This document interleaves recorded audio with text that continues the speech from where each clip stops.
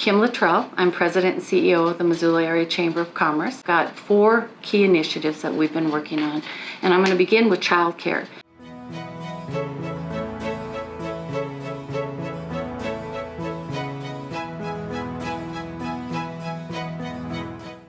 But when you hear from your members that they're struggling to get workforce back into their businesses, you start asking those questions of why and what are the hurdles. Childcare dialed up very quickly to be the number one issue. Employees can't get a quality, affordable childcare. So for a year and a half now, the Chamber, along with a couple of key partners and some people that are experts in the field, the Chamber did a survey out to the community. 500 people responded. 46% of those replying back said that they were either not returning to work because of childcare issues, asking to cut their time back, or asking to work from home. That's a direct impact to our members. One thing that we always wanted to have happen is there an opportunity for some of those vacant schools for us to maybe utilize for childcare. They approved a for-profit business going into the old Cold Springs location. 168 new positions, 0 to 5, something that I think we can not only model here in other schools, but across the nation. This chamber supports all efforts on childcare. So we support the YMCA and everything they're doing, all of those individuals that are offering childcare out of their home. We want them to know that we support them, we encourage them, we want them to grow. Because even with this new Cold Springs, of 168 new kiddos in there, we have over 1,000 people on waiting lists here in Missoula.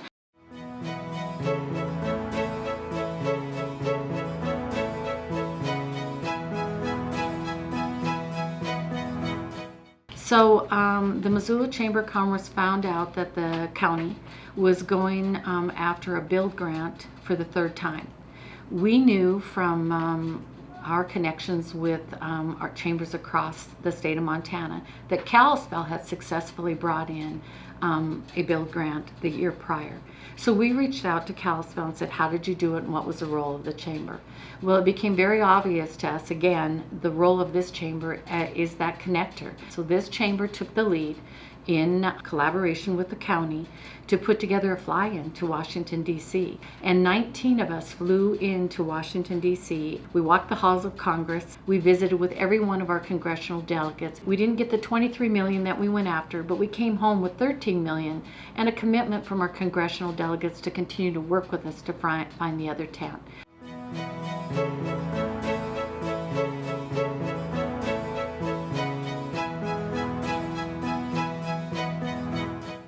Also, another initiative that the Chamber's been working on is we were hearing from a lot of our employees, business members, that they're struggling to entice future workforce into their businesses. So a lot of it was in construction and trades and services that weren't getting that feed. So we again went to Missoula County Public Schools and asked if they would annually do an event with us where we could feature businesses that are willing to take students, younger population, and actually bring them into their business, pay them a wage and benefits, put them through school, train them. They come out with a wonderful wage to support themselves and their family, even though most of them buying a home with no debt. We had the event. We featured 22 businesses in front of these 98 school counselors from all across Missoula, and it was like they were put back in their seats. And what we did is we took the pressure off them to do the research and brought it to them. So we'll continue to have that annual event. Well, our work and what we did got the attention of the Montana Department of Labor. And they came with us and said, could we collaborate with you and create a website for pathways into careers for the state of Montana using the model that Missoula just did. We're going to be launching in a couple months, probably January of 2020 or February, a brand new statewide website for helping those people looking for different career paths, youngsters getting into business. So pretty exciting.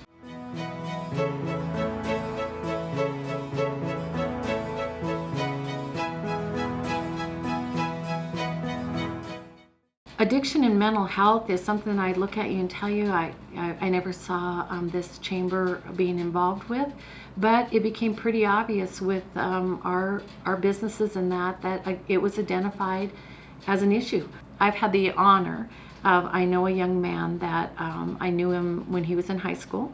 His father died in a tragic car wreck. He turned to drugs. He was an addict for several years. He's been clean now for 13 years and he's raising a 13-year-old daughter. He came into my office and told me I needed to take off my rose-colored glasses, that there was stuff in this community that I'm not seeing, which most of us don't. Any one of us, probably all of us, have somebody that's impacted in some way by addiction, whether it's alcohol, drugs, whatever, gambling. What brought the chamber into it is we found out that the 4D Club, located over on Russell here in Missoula, they provide the 12-step program for people trying to turn their lives around facing addiction. As a chamber, we went to our local law enforcement and said, what would happen if that closed? And they said, we already have our hands full with what's happening now. That would just take this to another level. So we focused on the 4D Club at our annual State of Missoula address last year, told our business members that they were in jeopardy of losing their facility, and they had needs for board members and coffee pots and vacuum cleaners and just trying to survive. Our businesses stepped up and they kept them whole. There's going to be a time where we're going to have to find a new location. A lot of times you hear, we don't want those kind of people next to us. Those kind of people, majority of them are us. They've just had an unfortunate incident in their life. As a chamber, all we're doing is connecting and reminding people and have the conversation with a light focused on we can't let them not succeed. The Montana Attorney General saw what we were doing in Missoula. He came in, spoke at our event, connected us with the U.S. Attorney General's office. They now have contacted us, and we've put together a community-wide group that's looking at making sure we're sharing resources and connecting. United Way is looking at how to step up and help us do that. So we've moved the needle again. If there's ever a time that chamber members think, well, I want to make a difference, but I don't know how, I'm asking them to think about getting engaged now, because if all of us do a little, and that's what I'm finding. All I've done is talked it up and connected. If each of us do that, we will move this community in a way that no one else can.